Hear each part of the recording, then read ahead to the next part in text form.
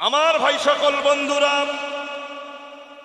এই যে শরীয়ত বিরোধী কাজ চলছে, এখানে জলসা হচ্ছে, এখানে বিভিন্ন জায়গায় জলসা হবে, বাড়ির যুবতী মেয়েগুলো সব রাস্তায় বেরোবে, যুবক ছেলেগুলো তারা টল মেরে ঘুরতে থাকবে। তারা জীবনও এখানে আসতো না। যে সমস্ত ছেলেরা তারা দন্নি গ্রামের জলসায় কেন এলো?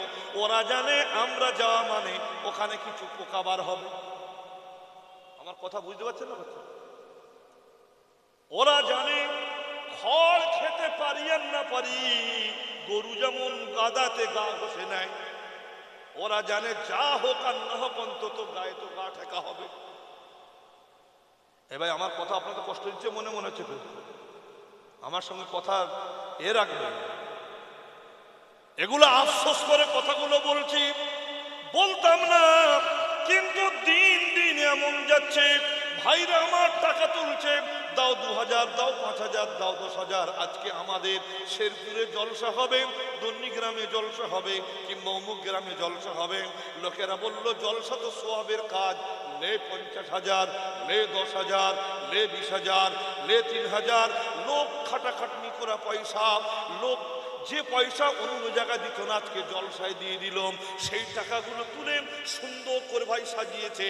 বক্তারও টাকা লাগে, এত সুন্দর প্যান্ডেলের টাকা লাগে, মাইকলার টাকা লাগে, লাইটওয়ালার টাকা লাগে, আরো অন্যান্য খাতেতে ব্যয় হয়। বাবা, সেই সমস্ত কাজ চলছে। এগুলো সোয়াবের আশায় না গুনার আশায়? হ্যাঁ, পিছনে ভাইরা আবার বোঝেন না নাকি আমার কথাগুলো? কিসের আশা? সকলে মিলে বলে সোয়াবের আশায়। তাহলে আমার ভাইরা কষ্ট করলো সোয়াব করার জন্য, আর এই নরাধম গুলো, এই নরপিচাস গুলো সন্ধ্যা থেকে বিকাল থেকে বাজার মাই ষাঁড়ের মতন ঘুরলো। বলুন তো, সোয়াব করে গেল না গোনা তৈরি করে দিয়ে গেল? মুখ খুলে কথা বলুন। তাহলে গোনা করলো, লজ্জা পেল না। এই গ্রামের লোকেরা সোয়াবের আশা করলো, আর বিভিন্ন গ্রাম থেকে ওই ষাঁড়গুলো এসে ঘুরে গোনা তৈরি করে গেল। ও আমার ফুপুরা, ও আমার খালারা, ও আমার ভাবিরা, ও আমার বোনেরা, চিন্তা করে দেখুন কি সর্বনাশটা আপনারা করলেন। আবার নিজেরা দাবি করছেন হুজুর দোয়া করছি, কাজ হয় না। কথা বুঝতে পারছেন না ভাই? আমার ভাই সকল বন্ধুরা, ঠান্ডা মাথায় কথাটা বুঝবেন। আজকের যদি আপনার বাড়ির মেয়েটাকে আপনি যদি সেটে দিতেন, শোনো, এই ড্রেস নিয়ে, সুন্দর ড্রেস পরে আজকে তোমাকে মজলিসে ওয়াজ শোনার জন্য তোমাকে পর্দা ভাবে যেতে হবে, ওই বাজারে ঘুরতে যেতে দেওয়া যাবে না। ও ভাইরা, বাবাজিরা, যদি একে অপরে এইভাবে যদি সকলে যে যার মতন তৈরি থাকতো, তাহলে তো এই মেয়েগুলো বাজারে না আসলে, আর আপনার শব্দনগর ওই ছেলেগুলো বাইক নিয়ে ঘুরতে আসতো না। আমার কথা বুঝতে পারছেন না? পারছেন না? এখন গ্রামের নাম বলাও খুব ভয়ঙ্কর, যদিও সেখান থেকে ছেলেরা এসে কিনা জানি না, মুখে বলতে গিয়ে বেরিয়ে। আমার ভাই সকল বন্ধুরা, আমি যে কথাগুলো কেন বলছি, আমি যখন এটা ফায়সালা করব তখন বুঝবেন কথাটা কতটা দামি। এই জন্যে এতটা রগের সাথে, এতটা জোরের সাথে কথাটা বলছি। এ আমার বোনেরা, খালারা, ভাবিরা, যেখানে যাবেন খবরদার বাজারে অন্তত ঘুরতে বেরোবেন না। এই ওয়াজটা অন্তত মগজ নিয়ে থাকবেন। আজকের এই শেরপুরের এই জলসাটা মগজ নিয়ে আমার ভাবিরা, খালারা, যারা যেখান থেকে শুনছেন, আপনার ননদকে বেরোতে দেবেন না, নিজেও বার হবেন না, আপনার বোনকে বেরোতে দেবেন না, আপনার পাশের বাড়ির মেয়েকে বলবেন না এত কষ্ট করে জলসা করে সোয়াবের আশা তোরা পানি ঢেলতে পারবি না। আর জীবনী জলসা বন্ধ হতো? হ্যাঁ, জীবনী জলসা বন্ধ হতো? আজকে কেস হয়েছে, মামলা হয়েছে, ছুটছুটি করেছেন, লাফালাফি করেছেন, হুড়ুহুড়ি করেছেন, যা করেছেন ওটা ব্যতিক্রম, ছেড়ে দিন। এই জলসার নামে যে গুনার কাজগুলো হচ্ছে, এগুলোর ভাগিদার হবে কে? এ ভাগিদার হবে কে? এ তো তোলাও যাবে না। আপনি যে মনে করবেন ওয়াজ নসিহত দিয়ে কি হবে, ওটা আবার এই আবু জেহেলের কথা হয়ে যাবে। কারণ এতগুলো মানুষের ভিতরে যদি কারোর একটা মন যদি আল্লাহ ঘুরিয়ে দেয়, তাহলে জেনে নেবেন আপনাদের এই পরিশ্রমটা আল্লাহ কবুল করে নেবে। জোরে বলুন সুবহান। এই জন্য সব সময় আমার ভাই সকল বন্ধুরা এই কথাগুলো মগজে নিয়ে ঘুরবেন যে আমরা ক্ষতি হতে দেব, ক্ষতি হতে দেব, জোরে বলুন ক্ষতি হতে দেব, সওয়াব থেকে বঞ্চিত হতে দেব না। হযরত উমর ফারুক বড় একখানা তরবারি, যেটা দিয়ে নবীর গলা কাটতে গিয়েছিল, কথা বুঝতে পারছেন না বাচ্চা? সেই নবীজির গলা কাটা তরবারিটা উমর ফারুক নিয়ে বার হলেন। একে তো নামে উমর, ইহুদিটা ভাবছে সর্বনাশ, এর হাতে তরবারি, এ তো নিজের বংশের লোক, নিজের ধর্মের লোককে তো কিছু বলবে না। মুসলিম নামধারী লোকটা মনে মনে করলো আজকে ইহুদির দিন শেষ। ইহুদিটাও ভাবছে আজকে আমার কারবার শেষ। উমরের হাতে তরবারি, খামটা খুলে ফেলেছে, ফেলে বলে শোনো বাশির শোনো, যে ব্যক্তি রাসূল সাল্লাল্লাহু আলাইহি ওয়াসাল্লাম একটা মীমাংসা করে দিয়েছে, সেই মীমাংসা মানতে রাজি নয়, তার ফয়সালা আবার দ্বিতীয় করতে আসে, আমি উমর তার ফয়সালা এইভাবে করি। কিতাবের ভিতরে এসেছে ঠিক এত এম করে মেরেছে, নাকের মাঝখান দিয়ে দুটো ছিদ্র দুদিকে হয়ে গোটা বডিটা আলাদা আলাদা হয়ে পড়েছে। এত জোরের সাথে মেরেছে, কোন জায়গায় ও আটকায়নি, তরবারি মাটিতে পড়েছে, দুটো ঠ্যাঙের মাঝখান দিয়ে তরবারি মাটিতে পড়ে গিয়েছে। আচ্ছা বলুন তো, লোকটা বেঁচে আছে না পালিয়ে গেছে? বুঝলেন, জবাই হয়ে গেছে, পুরো ফেড়ে ফেলেছে। আর একে যখন ওই ঝাড়েন, একে যখন এই যে কোপায়, ওই রক্তটা কিন্তু ওই যে ইহুদিটা ছিল ওর জামা কাপড় ভরে গিয়েছে। ও তখন ভাবছে ওর পরের দান আমার। কিরে ভাই, যদি নিজের ধর্মের লোককে এই হাল করতে পারে, আমি তো ধর্মের ধারে বাড়ি নাই, বিরোধী, এর পরের দান কার? আমার। ও একদম মালকোচা মেরে সোজা ছুটছে রসুলের দিকে। রসুলের আর এই ঘটনাটা ঘটছে 500 মিটারের মতো। হযরত উমর ফারুকের বাড়ি আর মসজিদে নববী শরীফের 500 মিটারের মতো দূরত্ব। ও একদম স্পিডে ছুটছে। লোকটা তার জামা কাপড় রক্তে রঞ্জিত। আল্লাহর হাবিব সাল্লাল্লাহু আলাইহি ওয়াসাল্লাম তখনও মসজিদে নববী শরীফ থেকে হুজরায় ঢোকেননি। কিছু তো সময় হলো, লোকটা ছুটে গিয়ে হাঁপাতে শুরু করেছে। আমার নবী সাল্লাল্লাহু আলাইহি ওয়াসাল্লাম দেখে বলছে, মাহমা ইয়া আখি, ভাই কি ব্যাপার, তোমার জামা কাপড়ে কিসের রক্ত? বলছে, আপনার সাহাবী উমর, আমি যে লোকটাকে সাথে করে আপনার কাছে এসে বিচার আপনি করে দিয়েছিলেন, ওই বিচারটাও মানতে পারেনি, আবার উমরের কাছে বিচার করতে গিয়েছিল, উমর তাকে জবাই করে দিয়েছে, মনে হয় আমাকে এর পরে ধরবে, একটু আমাকে বাঁচান। আল্লাহর হাবিব সাল্লাল্লাহু আলাইহি ওয়াসাল্লাম, কোথায় উমর? নবীজি বার হয়ে দেখছেন, ওই সময় একদম উমর ফারুকের বাড়ির দিকে লোকের কারণ্য। বাবা, যে লোকটা মারা গেল তার বাড়ির লোকেরা সব চলে আসলো, সবাই হই হই করতে লাগলো, কাতলুন ফিল কিসাস, কাতলুন ফিল কিসাস, উমরের বদলা নিতে হবে, উমরের বদলা নিতে হবে।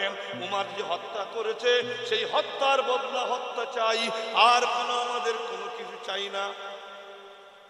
বাবা, যখন এরকম চলছে, উমর কিন্তু হাতে সেই তরবারিটা নিয়ে আছে, রক্ত পড়তে পড়তে এখন জমে গিয়েছে, সম্পূর্ণ তরবারিটা রক্তে রঞ্জিত। কেউ উমরের কাছে যাচ্ছে না, ওরা বাইরে থেকে স্লোগান দিচ্ছে, কতলুন ফিল কিসাস, কতলুন ফিল কিসাস, অর্থাৎ হত্যার বদলা হত্যা চাই, হত্যা ছাড়া আমরা আর কিছু চাই না। যখন এরকম স্লোগান চলছে, আল্লাহর হাবিব সাল্লাল্লাহু আলাইহি ওয়াসাল্লাম কয়েকজন সাহাবীকে বলছেন, যাও উমরকে নিয়ে এসো আমার কাছে। উমরকে নিয়ে যাওয়া হলো। আল্লাহর হাবিবের কাছে ইহুদিটা তখনও কাঁপতে শুরু করেছে। উমার ফারুক তরবারি নিয়ে ইহুদিটার দিকে একবার খালি তাকিয়েছে, ওর বুক শুকনো, যে মনে হয় ওর রাগ এখন যেন আমাকে বা ধরবে। রাসূলকে বলছেন মুহাম্মদ আমাকে বাঁচাও ওর থেকে। নবী সাল্লাল্লাহু আলাইহি ওয়াসাল্লাম বলছেন তুমি থামো। উমারকে জিজ্ঞাসা করছে, উমার কি ব্যাপার, তোমার একজন মুসলমান ভাইকে তুমি এভাবে মেরে দিলে? হযরত উমর রাদিয়াল্লাহু তাআলা আনহু বলছে, ইয়া রাসূলুল্লাহ, আপনি ওকে মুসলমান বলছেন? আপনি ওকে মুসলমান বলছেন ইয়া রাসূলুল্লাহ? আমি উমর আমার বিবেচনায়, আমার চিন্তা ভাবনায় আমি দেখে নিয়েছি ও মুসলমানই তো নাই। মানে মুসলমান নাই কি রে? ও নামাজ পড়ে, আমার সাথে জোহরের নামাজ পড়েছে, নামাজ পড়ে, ঈদেতে যায়, জিহাদেতে যায়, সব কাজ করে না, আমার মুসলমান নাই মানে? উমর ফারুক বলছেন, ইয়া রাসূলুল্লাহ, ইয়া হাবিবাল্লাহ, আপনি ওকে মুসলমান বলতে পারেন।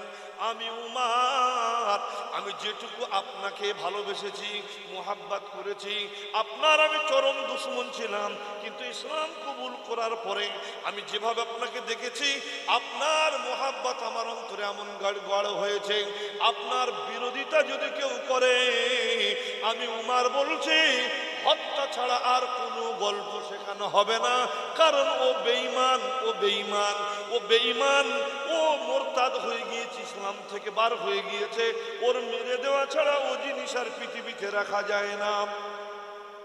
আল্লাহর হাবিব সাল্লাল্লাহু আলাইহি ওয়াসাল্লাম খুব চিন্তিত হয়ে পড়লেন যে উমর কাজটা ভালো করলো না। এদিকে বাশিরের বাড়ির লোকেরা রাসূলের কাছে এসে গিয়েছে, বিচার দিয়েছেন, নবীজি বিচার করবেন। আল্লাহর হাবিব সাল্লাল্লাহু আলাইহি ওয়াসাল্লাম অপেক্ষা করছেন, দেখি আমার আল্লাহ পাক আল্লাহ তাআলা এ বিষয়ে কি ফয়সালা দেয়। নবীজি খুব ঘেমে যাচ্ছেন, টেনশন নিচ্ছেন, কারণ উমরের মতন এত বড় বিদগ্ধ ব্যক্তি, পণ্ডিত ব্যক্তি, জাহেদ ব্যক্তি, আর যদি কতলুন ফিল কিসাসে উমরকেও যদি হত্যা করতে হয়, তাহলে ইসলামের একটা বিরাট বড় একটা শক্তিশালী জায়গা চলে গিয়ে যাবে। রাসূলুল্লাহ অপেক্ষা করছেন, দেখি আমার মাওলার দরবার থেকে কোনো খবর আসে কিনা। হযরত জিবরাইল আলাইহিস সালাম আমার রাসূলুল্লাহর কাছে আসলেন, এসে বলছেন, ফালা ওয়া রাব্বিকা লা ইউমিনুনা হাত্তা ইউহাক্কিমুকা ফীমা সাজারা বাইনাহুম। আল্লাহ পাক জানিয়ে দিলেন, ও আমার রাসূল, ও আমার পয়গম্বর, ও আমার হাবিব, কোন মুসলমানকে যদি বিনা দোষে বিনা কারণে হত্যা করে, তাহলে তাকেও হত্যা করার হুকুম আমি আল্লাহ দিয়েছি। কিন্তু ফালা ওয়া রাব্বিকা লা ইউমিনুন, আমি আল্লাহ বলছি, তোমার রবের কসম, ওই লোকটা মুমিন কখনো হতে পারে না যে আমার নবী যা ফয়সালা করবে, রাসূলের ফয়সালা না মেনে নিজেদের খেয়াল খুশি মতন চলবে। ওরা নিজেদেরকে মুসলমান দাবি করতে পারে, আমি আল্লাহ আমার খাতায় কিন্তু মুসলমান থাকে না। ভাই, আমরা তো সব মুসলমান বলে সব বসে আছি। হ্যাঁ, বাড়িতে যাবেন আজকে রে, জলসার পরে যে খাতা উল্টে দেখবেন নাম আছে তো, অ্যাটেন্ডেন্সের নাম আছে তো। ও আমার মা বোনেরা, মুসলিম মেয়ে বলে, মুসলিম মা বলে সব চলি, যা সর্বনাশ করছি রাসূলের নির্দেশ। ভাইরা আমার, রাসূলুল্লাহর আদেশ, রাসূলুল্লাহর নির্দেশ যদি কোনো মুসলমান কখনো নিজের থেকে একবার যদিও খেলাফ করে ফেলে, ওকে তওবা করে, ওকে নিজেকে কালেমায় রুদ্রে কুফর পড়ে ওকে ফিরে আসতে হবে। না হলে আল্লাহ বলছে, ফালা ওয়া রাব্বিকা লা ইউমিনুনা হাত্তা ইউহাক্কিমুকা, হে রাসূল আপনি ফয়সালা করেছেন আর সেই ফয়সালা মানতে চাইনি। হাত্তা ইউহাক্কিমুকা ফীমা বাইনাহুম, যে বিষয়ে আপনি ফয়সালা করেছেন ওই ফয়সালাটা তার মানতে চাইনি। রাসূল বলেছেন, ও মেয়েরা, পর্দা ছাড়া তোমরা বাইরে যাবে না। আর আমাদের বোনেদের পর্দার দরকার পড়ে। আচ্ছা ভাই বলুন তো, বাসি ভাতকে আপনারা কি বলেন? অর্থাৎ রাতে যে ভাত খেয়ে বেঁচে যায়, বাসি ভাত বলেন তো? বাসি ভাত বলে। আর একটা হলো খুব একটা নামি দামি বিরিয়ানি রান্না করেছে, সবাই এখন আসেনি বলে, খায়নি বলে হাঁড়িটা খোলেনি। বাসি ভাতের হাঁড়ি যদি খোলা থাকে খুব অসুবিধা হবে। আমার কথা বুঝতে পারেন না? বাসি ভাতের হাঁড়ি যদি খোলা থাকে বাড়িওয়ালা খুব টেনশনে পড়ে যাবে, বাড়ির মেয়েরা টেনশনে পড়ে যাবে। বিরিয়ানি হাঁড়ি যদি খোলা থাকে, হ্যাঁ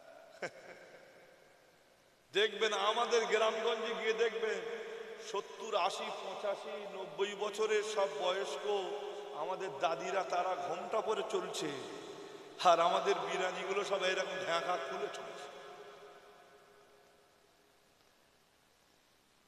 যেগুলো কেউ তাকাবেও না তারা পর্দা করে চলছে, আর যেগুলোর ভয় বেশি তারা খোলা খুলে চলছে। হ্যাঁ, কথাটা ঠিক বললাম না ভুল?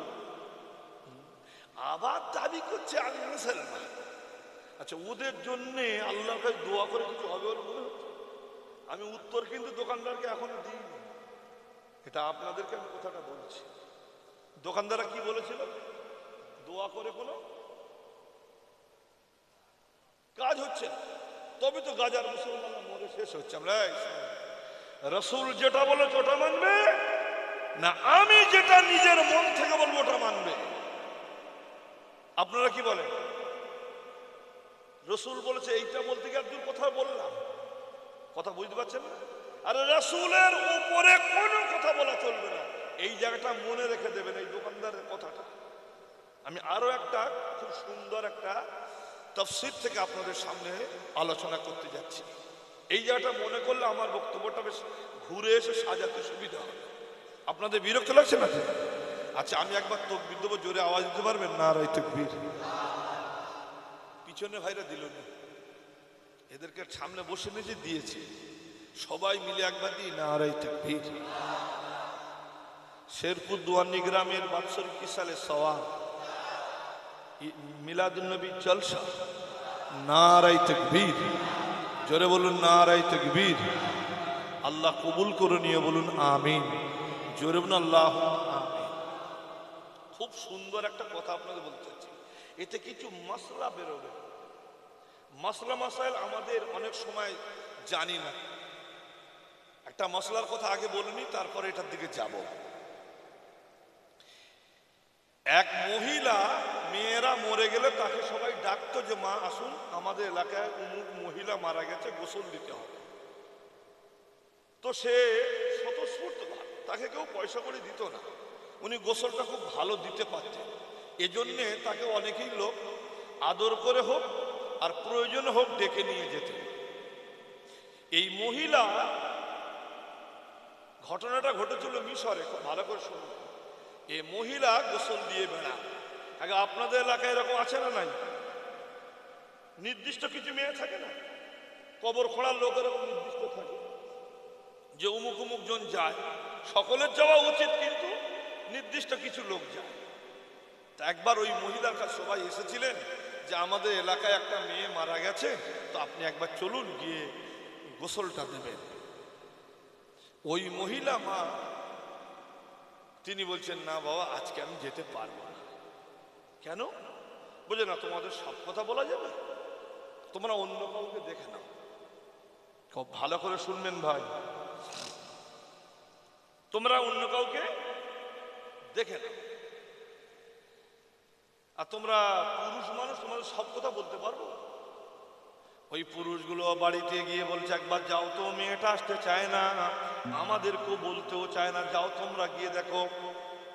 সেই এলাকার মেয়েরা তারা তাড়াতাড়ি করে এসে বলছে বোন চলো, গোসল দিতে হবে, জানাজার ব্যাপার আছে। বলছে না, আমার দ্বারা সম্ভব নয়, আমি শরীর নাপাক আছে, এই নাপাক গায়েতে ওই মহিলা যে মারা গিয়েছে ওকে আমি গোসল দেব না, কারণ আমি নিজে তো নাপাক, আমি না পাক হয়ে আর একজনকে কিভাবে পাক করতে পারি? আমার চিন্তা ভাবনায় আমি যাব না। বাবা, এই মেয়েদের ভিতরে একজন একটু জ্ঞানবান মহিলা ছিল। সে বলল, এটা কি মশলা মাসাইলে লেখা আছে নাকি কিতাবে আছে না আপনার নিজের মন গড়া? বলছে এটা আমি ভেবে বলছি। বলছে ভেবে বললে হবে না, চলো না কোন আলেমের কাছে জিজ্ঞাসা করি। কোথায় আজ যাবে? ইমাম সাহেবের কাছে চলো। খুব কাছাকাছি হুজুর কোথায় পাবো? মসজিদে।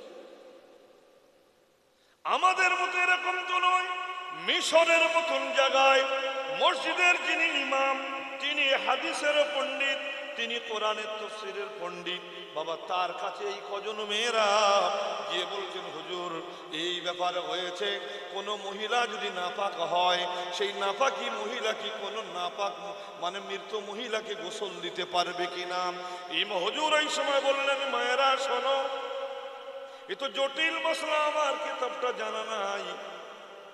আপনি অন্য কোন জায়গায় যান, ওই জায়গায় জামিয়া আছে, ওই জামিয়া মানে ইউনিভার্সিটি যাকে বলা হয়, ওই জামিয়াতে চলে যান। ওখানে বিদ্যান আলেমেরা আছে, তারা বলে দেবে। আর আমাদের মসজিদে ফতোয়া নিতে গেলে সঙ্গে সঙ্গে ঝড়ের মতন বলে দেবে, ও জানুক আর না জানুক। গিয়ে বলছে, ইমাম সাহেব আমি রাতের বেলা খোয়াব দেখলাম, মা আমার সাদা কাপড় পরে দরজায় দাঁড়িয়ে আছে, আজ 5 বছর আগে মারা গিয়েছে, কেনটা দেখলাম? বলছে কোনো ব্যাপার নাই, বাড়িতে একটা খতম দিয়ে দাও, 2 খতম দিয়ে দাও, তোমার মা রোয়া সব ঠিক হয়ে যাবে, খুব কষ্টে আছে ওই জন্য দিয়েছে। ও জানতেই চাইলো না যে ঘটনাটা কি। ও জানলো 2টো খতম পড়লে 1000 টাকা পাওয়া যাবে। কিরে ভাই, বুঝতে পারেনি? ও তো ওর ধান্দায় চলে গেছে চড়ান করে। ইমাম আবু হানিফার নাম শুনুন, উনি একবার খোয়াব দেখেছে কোরআন শরীফে দাঁড়িয়ে দাঁড়িয়ে পেশাব করছে। কিসে? কোরআন শরীফে দাঁড়িয়ে দাঁড়িয়ে কি করছে? পেশাব করছে।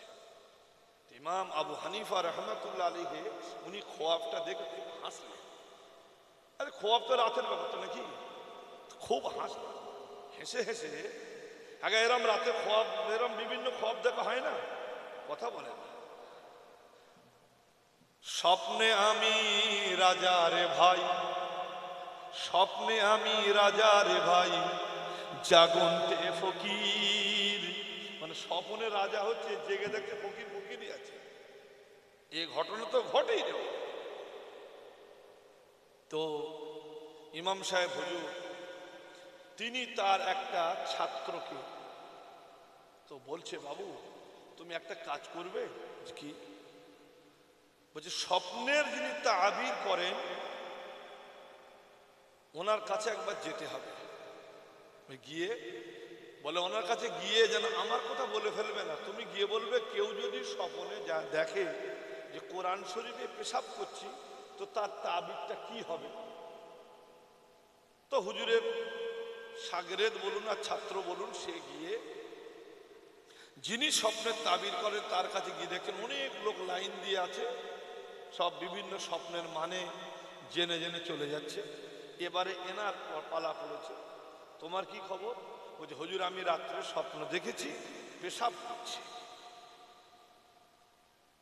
তা উনি তখন মুখের দিকে তাকিয়ে অবাক। আপনারা আমাদের হাওড়া জেলার বালিতে একটা ডাক্তার বসতেন, হোমিওপ্যাথি ডাক্তার, ডাক্তারের নাম হাসান ডাক্তার। কেউ নাম শুনেছেন কখন? শোনেননি না? যে রোগীর নখ দেখে তার রোগ বলে দিত। ওর কাজই ছিল, গেলেই তোমার কোনো কিছু বলতে হবে না, খালি নখটা দেখাবে, হাতের নখ আর পায়ের নখ দেখে উনি বলে দেবেন, ও তোমার এই সমস্যাগুলো হয়। হ্যাঁ হ্যাঁ স্যার এই সমস্যাটা, ওকে এই ওষুধটা দাও, ওকে ওই ওষুধ দাও। এটাই ছিল ওনার কাজ। আর নেই, বেছে নেই, ইন্তেকাল করে গেছে। খুব নাম করা ডাক্তার ছিল, ডাক্তার হাসান ডাক্তার। যারা স্বপ্নের তাবির করেন না, তো যে স্বপ্নের কথা বলবে আর তার কথার সাথে সেই লোকটাকে তারা কিন্তু ফলো করে। আমার কথা বুঝতে পারছেন না? হুজুর পীর কেবলা রহমাতুল্লাহ আলাইহি দাদা হুজুরের যে মসজিদটা আছে ওইখানটায় উনি সকালবেলা তসবিহ পড়ছেন আর পাইচারি করছেন। সকালবেলা ওই বেলা 7টা হবে, উনি পাইচারি করছেন আর তসবিহ পড়ছেন। একটা 24 পরগনাতে ভক্ত এসে আসসালামু আলাইকুম। ওয়ালাইকুম আসসালাম। হুজুর আমি একটা স্বপ্ন দেখছি, আপনাকে একটু মানে বলতে হবে। হুজুর আমি সেই ফজরের নামাজ পড়ে ট্রেন ধরে চলে এসেছি, স্বপ্নের মানে জানতে। বলছি কি স্বপ্ন দেখলে তুমি, এক্ষুনি তো মানে জেনে নিতে হবে। তা বলছে হুজুর আমি স্বপ্ন দেখলাম আমি আকাশে উঠছি আর ফেরেশতারা আমাকে মেরে মেরে নামিয়ে দিচ্ছে। এরকম 3-4 বার হয়ে গেছে হুজুর, আমি উঠতে পারলাম না, অন্তত আকাশটা তো দেখে আসতে পারতাম যে কি আছে না আছে, কিন্তু আমার উঠতে দিল না। এই স্বপ্নের মানেটা কি হবে? যে হুজুর কিছু করলাম, মুচকে মুচকে হেসে বললেন, আরে বোকা, কি খেয়ে শুয়েছিলে রাতে? আমার মনে হচ্ছে তুমি তেলে ভাজা খেয়েছিলে। বলছে হ্যাঁ হুজুর তেলে ভাজা খেয়েছি। বলছে পেট গরমের স্বপ্ন, যা তোর পেট গরম হয়ে গেছে, অ্যাসিডিটি হয়ে গেছে, ওইসব স্বপ্ন উল্টো স্বপ্ন দেখে এসছে। ওটার মানে কিছু নেই, ওটা পেট গরমের স্বপ্ন। তাহলে সব স্বপ্ন একরকম হয় না। একে এখন বলছে যে এই কি আছে তোমার? বলছে হুজুর কেউ স্বপ্ন দেখে আমাকে বলেছে যে কোরআন শরীফে পেশাব করছে, এর মানে কি হবে? ভাইরা, বাবাজিরা, বন্ধুরা, স্বপ্নের তাবির করক সেই যুগের বিখ্যাত ভাই সাহেব আলেম কি বলেছিলেন জানেন? বলছেন যে এটা দেখেছে তাকে আমার কাছে আনতে হবে। বলছে হুজুর যদি আমি দেখে থাকি, ও তো 14 পুরুষও দেখবে না সব। সুবহানাল্লাহ। তোকে আমি যা দেখছি তো 14 পুরুষে স্বপ্ন দেখার নয়, যে স্বপ্ন দেখেছে সেই তাকে আনলে আমি বলে দেবো কে স্বপ্ন দেখেছে। তখন ও চিন্তা করলো যে হয় হোক হুজুরের নামটা বলে দিই। বলছেন হুজুর আমি বলেছি, আপনি আমাকে তো হেউ করে উড়িয়ে দিলেন। এই স্বপ্ন দেখেছেন নুমান বিন সাবেত। ইমাম আবু হানিফা রাহমাতুল্লাহ আলাইহি ওই সময় বলেছিলেন বেটা উনি ওই স্বপ্ন দেখার যোগ্য। তার মানে হলো আল্লাহর কোরআনের বড় একজন মাহের হয়ে যাবে। নারায়ে তাকবীর। শুনতে কি বড্ড খারাপ, মানেটা কিরকম? মানেটা ভালো নয়। আমার ভাই সকল বন্ধুরা, অনেক সময় স্বপ্ন এমন হয় আর মানে কিন্তু আলাদা হয়ে যায়। আচ্ছা কোনটা বলতে এখানে বললাম বলেন তো? ভুলে গেছেন? হ্যাঁ, নাপাকি মহিলা মশলা জানতে গিয়েছে, তা না জেনে হুজুর বলে দিতে পারতেন একটা কথা, কিন্তু উনি কি বললেন যে যাও জামিয়াতে চলে যাও, ওখানে আমার চাইতে বিজ্ঞ আলেম থাকে, ওদের কাছে চলে যাও। ওই মহিলারা চলে গেলেন বাবা জামিয়াতে, গিয়ে দেখছেন কিছু ছেলেরা হাদিসের দার্স দিচ্ছেন। এই মহিলাগুলো অপেক্ষা করতে লাগলেন। হুজুর যখন হাদিসের দার্স দেয়া বন্ধ করলেন, এই ছেলেগুলো, অর্থাৎ এরা যাদেরকে আমি ছেলে বলছি, এরা সেই যুগের বিখ্যাত আলেম, এরা যখন হাদিসের দার্স থেকে উঠে চলে আসলেন, সেই সময় মেয়েগুলো বলছেন বাবা আমাদের একটা ফতোয়া, আমাদের একটা মাসালা জানার দরকার পড়ছে, একটু কি দেবেন? এরা বলছেন মা কি মাসালা বলুন? বলছেন মা বাবা যদি কোনো মহিলা নাপাকি হয়ে যায়, ওই নাপাকি মহিলা কোনো মৃত মহিলার গোসল দিতে পারবে কিনা? বাবা এই সমস্ত ছাত্ররা সেই যুগের বিখ্যাত মুহাদ্দিস, তারা অবাক হয়ে গিয়ে বলছেন আচ্ছা আপনি যে মশলাটা জিজ্ঞাসা করেছেন, আমাদের যিনি হাদিসের দার্স দিলেন ওনার কাছে একটু যান দেখুন, কারণ এটা খুব আমাদের কাছে অনেক কঠিন লাগছে মশালাটা। চলে গেলেন উনি সেই হুজুরের কাছে। হুজুরের কাছে গিয়ে বলছেন হুজুর এরকম ঘটনা, কোন নাপাকি মহিলা কি কোনো মৃত মহিলার গোসল দিতে পারবে? হুজুর বললেন হ্যাঁ পারবে, বেশাক পারবে, কোনো অসুবিধা নাই। মেয়েটা তখন বললো তাড়াতাড়ি চলো, লোক সব অপেক্ষা করছে। এই সমস্ত ছাত্ররা বললেন না মামা। হুজুর কি জবাব দিলেন? বলছে হ্যাঁ দিতে পারবে। বলছে কোথায় আছে, কোন কিতাবে আছে? বলেছে, বলছে আমাদের দেখার দরকার নাই কোন কিতাবে আছে, আমাদের প্রয়োজন হলো গোসল দিতে পারবে কি না। হুজুর উত্তর হ্যাঁ বলেছেন, আমরা চলে যাই। বলছে আপনাদের প্রয়োজন নাই, প্রয়োজন তো আমাদেরও আছে। আপনাদের প্রয়োজন আছে তা আপনারা জেনে নিন। বলছে কথা কি সব সময় প্রয়োজন আসবে জানার? একটু আপনি জেনে আসুন না। আমরা বলেছিলাম বলে আপনার মশলাটা সহজ হয়েছে, একটু জানলাম। মেয়েটা আবার গেল, গিয়ে বলছে হুজুর আপনি যে গোসল দিতে পারবে বলেছেন, কোন কেতাবে আছে কি একটু বলে দিতে পারবেন? বলছে হ্যাঁ পারা যাবে, বুখারী শরীফের ভিতরে আছে। মেয়েটা আবার এসে বলছে বাবা আলেমেরা, বুখারী শরীফের ভিতরে আছে। এই আলেমেরা 10 জন ছিল, 3 পারা করে বুখারী শরীফ ভাগ করে নিল। কোরআন শরীফ যেমন পারা হয়, বুখারী শরীফের হাদিস কিন্তু এরকম পারা ভাগ আছে। এরা 3 পারা করে ভাগ করে নিয়ে বুখারী শরীফ তন্ন করে খুঁজতে লাগলেন। গোটা বুখারী শরীফ খোঁজা হয়ে গেল, এই মশলা পেল না। এরা অবাক হয়ে গিয়ে হুজুরের কাছে বারে গিয়েছেন, গিয়ে বলছেন হুজুর ওই মহিলাটাকে আপনি বলেছেন বুখারী শরীফে আছে, নাপাকি মহিলা, একজন মহিলার গোসল দিতে পারে। হুজুর এটা বলছেন বুখারী শরীফে আছে, আমরা বুখারী শরীফ খুঁজে ফেললাম, পেলাম না। আমার ভাইরা, বাবাজিরা, বন্ধুরা, কোরআনুল কারীমের পরে আল্লাহর আসমানের নিচে জমিনের উপরে কোরআনুল কারীমের পরে যে কিতাবের দাম সবচাইতে বেশি সেটাই হলো সহিহুল বুখারী। সেই বুখারীটা পড়েছে।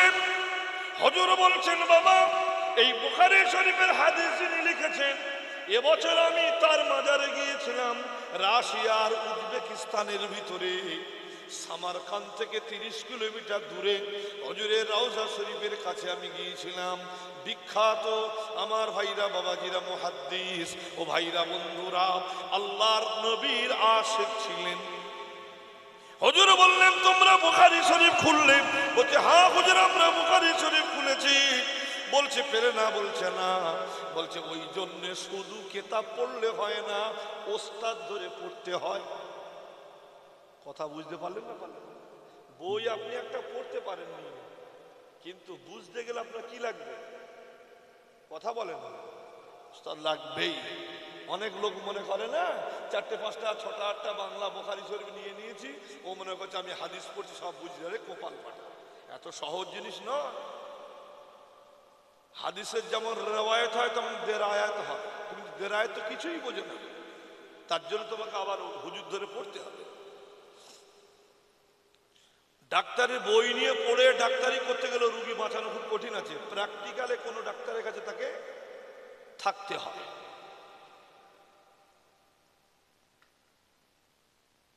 আপনারা নাম শুনে থাকবেন, আমাদের পশ্চিমবাংলা একটা বিখ্যাত ডাক্তার ছিলেন, যিনি আমাদের মুখ্যমন্ত্রীও ছিলেন, ডক্টর বিধানচন্দ্র রায়। ওনার কাছে একটা রুগী নিয়ে যাওয়া হয়েছিল। রুগীটা খালি এরকম বুকেতে খালি যন্ত্রণা করতো, কোনো ডাক্তার ভালো করতে পারে না। বিধানচন্দ্র রায় ওনাকে দেখে বললেন, এই কম্পাউন্ডারকে বলে সাইডে নিয়ে গিয়ে ওর এই বুড়ো আঙুলটায় কাঠার একটা ওনার ছিল, কি বলে হাতুড়ি ছিল। বলছে 4 বার এই পায়ের বুড়ো আঙুলে 2 বার, ওই পায়ে বুড়ো আঙুল 2 বার মেরে ওকে বাড়ি পাঠিয়ে দেওয়ার রোগ ভালো হয়ে। আর অন্য ডাক্তাররা ওষুধ খাইয়ে ইঞ্জেকশন দিয়ে ও ফেলে দিয়েছে, আর উনি বললেন অন্য কোনো রোগ নেই, ওইটা করো ঠিক হয়ে যাবে। ওর যে শিরার প্রবলেমেতে এটা হচ্ছিল ওটা উনি বুঝে ফেলেছেন। শুধু বই পড়ে হবে না। ছাত্ররা বললেন হুজুর আমরা পড়ে ফেলেছি। বলছে শোনো, তোমরা একটা ওর মধ্যে রেওয়ায়েত পাওনি? বলছে কি রেওয়ায়েত? বলছে আম্মা জান আয়েশাতুল হুমায়রা, তিনি তখন নাপাক ছিলেন। আমার রাসূলুল্লাহ সাল্লাল্লাহু আলাইহি সাল্লাম বললেন, আয়েশা আমার কাপড়টা দাও, গোসল করেছি। আম্মা জান আয়েশাতুল হুমায়রা ওই কাপড়টা তিনি রাসূলুল্লাহকে দিয়েছিলেন, রাসূলের মাথাটা তিনি মুছে দিয়েছিলেন, রাসূলের মাথাতে তিনি হাত দিয়েছিলেন। শোনো, মা আয়েশা নাপাক ছিলেন, আমার রাসূলুল্লাহ গোসল করেছেন, তার তো যখন গায়ে হাত দিয়েছেন নাপাক হয়নি। নাপাকি মহিলারা কোনো মৃত মহিলাকে গোসল দিলে ও হবে না এমন নয়, ওইটাই তার মাসআলা। একটু জোরে জোরে বলুন সুবহানাল্লাহ, এর একটু জোরে বলুন সুবহানাল্লাহ। এটা গেল 1 নাম্বার। 2 নাম্বার যে মাসালাটা বলবো বলেছি, কোরআনুল কারীমে সূরা আত-তাওবার 84 নম্বর আয়াতে আল্লাহ পাক জানাচ্ছেন, খুব ঠান্ডা মাথায় শুনবেন। এইটার মানেটা বলা হয়তো সময় হয়ে উঠবে না আমার ভাই সকল বন্ধুরা, মানেটা বলে সময় উঠবে না, তবে অন্তত জিনিসটা বুঝতে পারবেন আমি কি বলতে চেয়েছি। ভাই সকল বন্ধুরা, আয়াত হলো ওয়ালা তুসাল্লি আলা আহাদিম মিনহুম মাতা আবাদান ওয়ালা তাকুম আলা কবরিহি ইন্নাহুম কাফারু বিল্লাহি ওয়া রাসূলি ওয়া মাতু ওয়া হুম ফাসিকুন। আল্লাহ পাক জানিয়ে দিলেন, এই আয়াতটা নাযিল হয়েছিল কখন জানেন? মদিনার মসজিদে দয়ার নবী রহমাতুল লিল আলামিন একদিন ফজরের নামাজ আদায় করেছেন। আল্লাহর নবী নামাজ আদায় করে ওই যেখানে দেখবেন সবুজ গম্বুজ আছে মসজিদে নববী শরীফে, দেখেন মসজিদে নববী শরীফে সবুজ গম্বুজ কেউ দেখেননি? ছবিতে দেখেননি? দেখেননি? ওই গম্বুজের তলায় কে আছে বলেন তো? তিনজন ব্যক্তি আছে। কজন? একটা আমার রাসূল আকরাম সাল্লাল্লাহু আলাইহি সাল্লাম, হযরতে আবু বকর সিদ্দিক আর হযরতে উমর রাদিয়াল্লাহু, তিনজন ব্যক্তি ওই গম্বুজের তলায় আছে। ওইটাই হলো মা আয়েশার হুজরা। রাসূলুল্লাহ সাল্লাল্লাহু আলাইহি সাল্লাম মসজিদে নববীতে নামাজ আদায় করে আম্মাজান আয়েশার হুজরার ভিতরে ঢুকেছেন। দয়ার নবী রহমাতুল লিল আলামিন বাবা নামাজ আদায় করে মা আয়েশার হুজরার ভিতরে ঢুকেছেন। আল্লাহর নবী সাল্লাল্লাহু আলাইহি সাল্লাম ফজরের নামাজ পড়লেন, ইশরাকের নামাজ পড়লেন, তারপরে হুজরায় ঢুকলেন, একটু বিশ্রাম করছেন। আপনারা জানেন ফজরের 1 ঘন্টা আগে থেকে আপনার তাহাজ্জুদের নামাজের পড়ার সময়, আবার তাহাজ্জুদের নামাজ পড়ার পরে ফজরের নামাজ পড়ার সময়, এই যে একটু রাত জাগা হয়ে যায়, রাসূল একটু বিশ্রাম করছেন। সেই সময় দেখা গেল আমার নবীজির হুজরা শরীফের বাইরে, মা আয়েশাতুল হুমায়রার হুজরা শরীফের বাইরে একটা খসখস খসখস একটা আওয়াজ উঠছে। ভাই সকল বন্ধুরা, ও মুসলমানেরা, আমার নবীর কোন সাহাবায়ে কেরাম আল্লাহর নবীর বাড়ির কাছে এসে নাম ধরে ধরে কখনো ডাকতেন না, আওয়াজ দিয়ে দিয়ে ডাকতেন না। আমার আল্লাহ পাক নিষেধ করে দিয়েছেন। এখনো পর্যন্ত রাসূলুল্লাহ রওজা শরীফের উপরেতে সোনালী অক্ষরে লেখা আছে, ইয়া আইয়ুহাল্লাযীনা আমানু লা তারফাউ আসওয়াতাকুম ফাওকা সাওতিন নবী। হে ইমানদারেরা, আমার রাসূলুল্লাহর কাছে তোদের আওয়াজ জোরে করবি না। ভাইরা বাবাজিরা, আমরা দেখবেন অনেক সময় কথা বলতে বলতে জোরে জোরে কথা বলে। মাস্টারের সাথে সামনে ছাত্ররা জোরে জোরে চিল্লালে ধমক মারে কে? কথা বলে মাস্টার। দিদিমণি বাড়িতে পড়াতে এসেছে, বাচ্চা যদি চিল্লাচিল্লি করে ধমক মারে কে? দিদিমণি। আর আমার রাসূল সাল্লাল্লাহু আলাইহি সাল্লামের সামনে কোন সাহাবী যদি একটু জোরে কথা বলতেন ধমক মারত কে জানা আছে? আল্লাহ। কে মারত? আল্লাহ বলে দিতেন। ভালো করে শুনুন, এটা কোনদিন যদি আল্লাহ রাসূলের রওজা শরীফে নিয়ে যায়, বহু লোক আছে জানে না। আসলে হজ বা উমরায় গেলে তার ভালো ট্রেনিং নিতে হয়। আর আমরা এসব যা ট্রেনিং দেখি, ওই সব কিছু নিয়ম কানুন শেখায়, কিন্তু সেখানকার আদব সম্পর্কে শেখায় না। যে আদবের কারণে সব বাতিল হয়ে ও মাল যেমন গিয়েছিল তার চেয়ে আরো খারাপ ফেরত আসে। আমার কথা বুঝতে পারলেন? আগেকার দিনে মা বোনেরা সব কলসি নিয়ে পানি আনতে যেত, জানেন তো নাকি? কলসি জানেন তো কি বলেন আপনারা? কলসি বলেন তো? তাহলে আমাদের সাথে মিল আছে। এই কলসিতে ছিদ্র হয়ে যায়, পানিগুলো সব পড়ে যাবে। যারা হজ করতে আর উমরা করতে যাচ্ছে, কিছু ভুলের কারণে কলসি ভাঙায় কিছু পানি তবু রাখতে পারবে ছিদ্র হাত দিয়ে, ও হাজি সব শেষ করে বাড়ি চলে যায়। হাজি সাহেব এখান থেকে উমরা করেছে, করে বাথরুমে এহরামের কাপড়টা খুলেছে।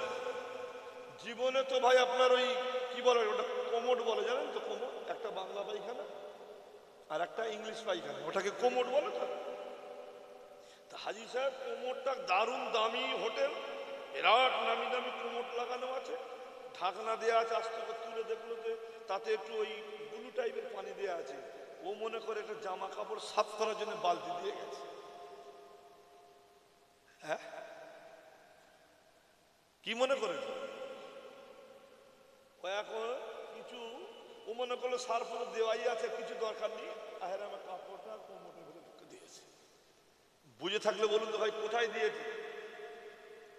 পায়খানার পানিতে ডুবে দিয়েছে। জিজ্ঞাসা করছি যে কি হল হাজি সাহেব, আপনার এহরামে কাপড় কি করলেন? বলছে হুজুর ওই কাচবো তো ভিজোতে দিয়েছে। কোথায় ভিজল? এখান তো বালতি ফালতি কিছু নেই। কে বলছে বালতি? আপনি দেখেছেন?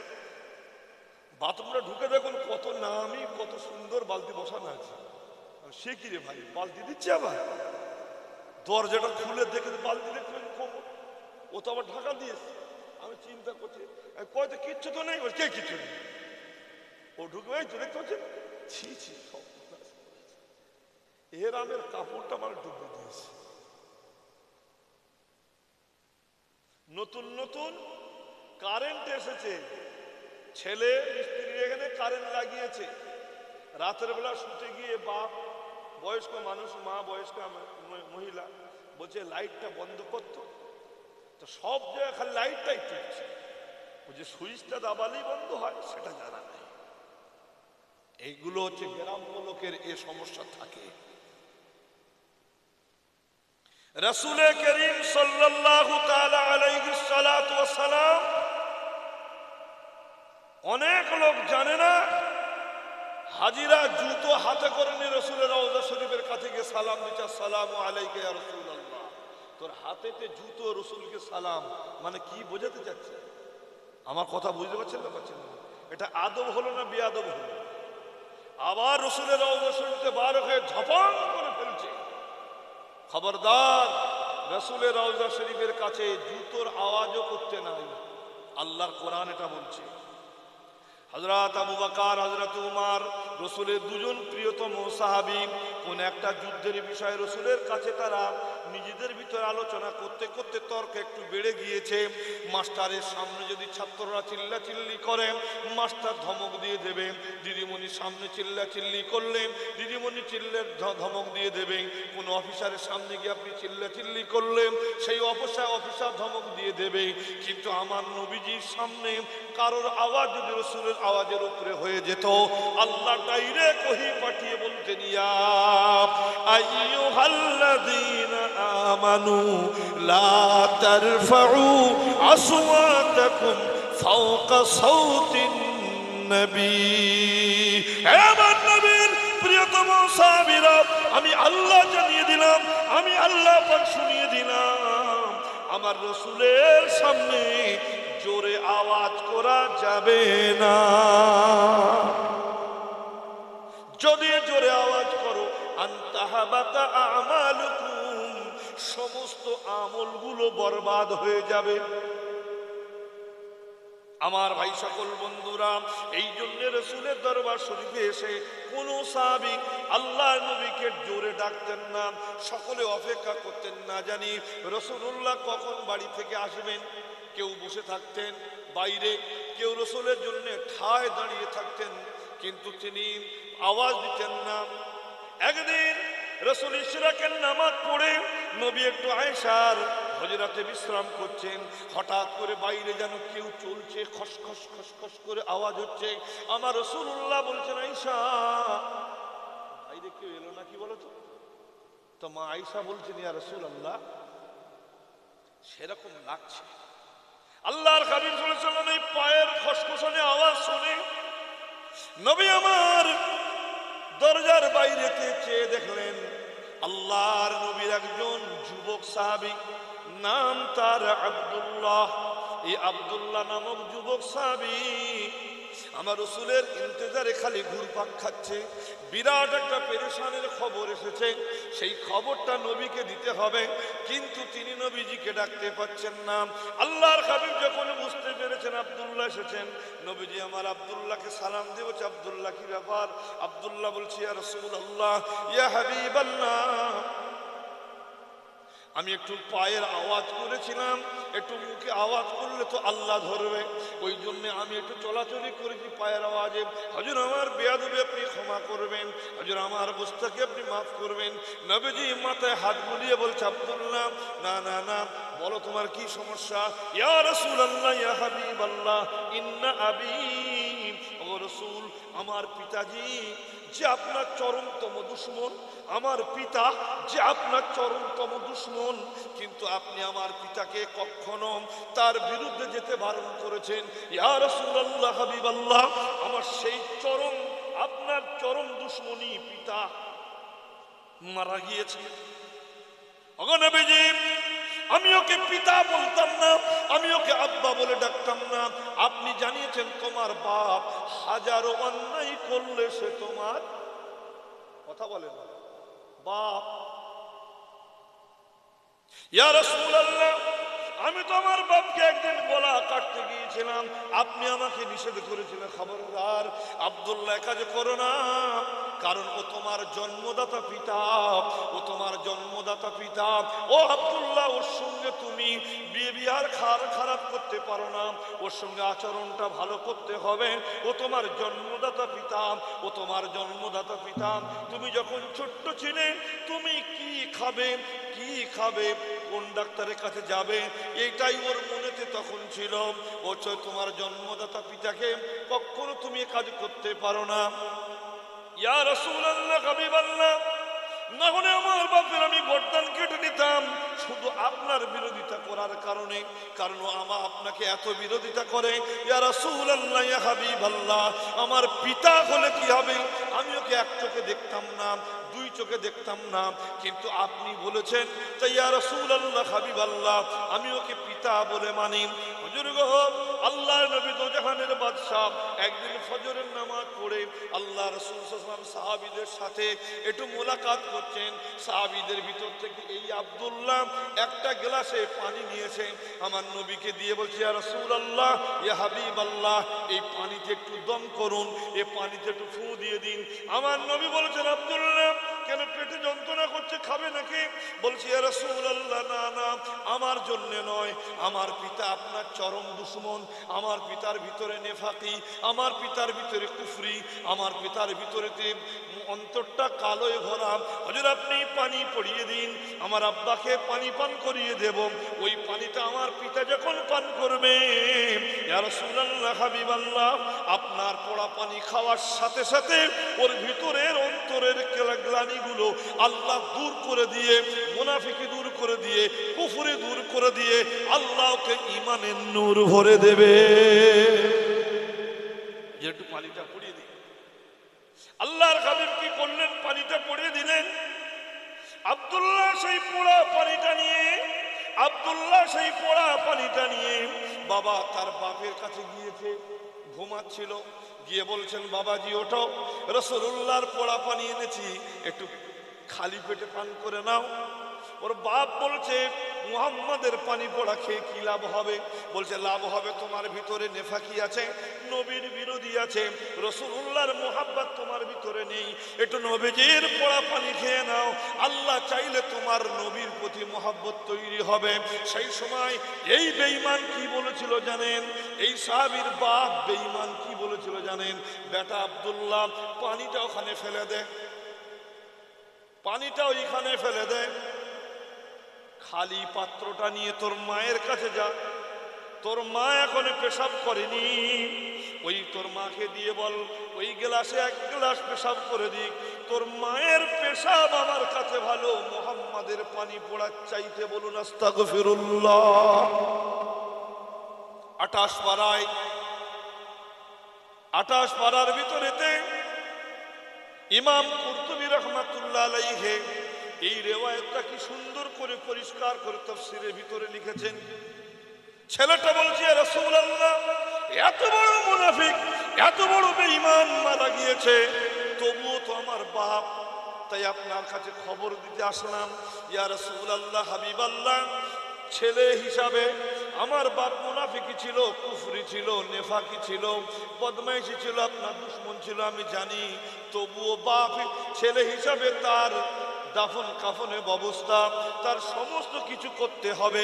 ইয়া রাসূলুল্লাহ, ইয়া হাবিবাল্লাহ, একটু আমার আব্বার জন্যে, ওগো আল্লাহর নবী, তার জানাজা আদায় করতে হবে, আপনি কি তার ইমামতি করবেন? নবী করিম সাল্লাল্লাহু আলাইহি সাল্লাম বললেন, ঠিক আছে আব্দুল্লাহ, তুমি বললে তোমার বাপের জানাজা পড়তে হবে, ঠিক আছে, আমাকে খবর দেবে টাইমে, আমি চলে যাব। আব্দুল্লাহ বললেন, ইয়া রাসূলুল্লাহ, ইয়া হাবিবাল্লাহ, ওগো আল্লাহর নবী, একটা দাবি যখন মেনেছেন, আমার আব্বার আর একটা দাবি যদি করি। রাসূল বলছেন, কি দাবি বলো? ইয়া রাসূলুল্লাহ, হাবিবাল্লাহ, আমার আব্বার যে জামাটা বা কাপড়টা দিয়ে, জুব্বাটা দিয়ে তাকে দাফন করা হবে, কাফন পরানো হবে, ওই কাফনের কাপড়টা যদি আপনার কোনো জুব্বা দিয়ে দিতেন, আপনার গায়ে লাগানো কোনো কাপড় যদি দিতেন, আমার আব্বার কাফন বানানো হতো।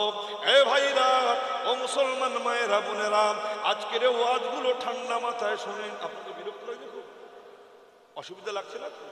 শুধু ঘটনা শুনবেন না, নিজেদের জীবনের সাথে মিলিয়ে নেবেন। বাপ মা কত দামি কি বুঝলেন?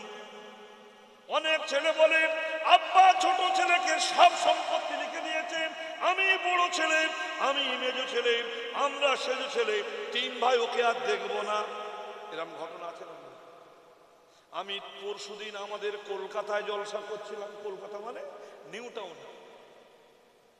টাউনে জলসা করতে গিয়েছি।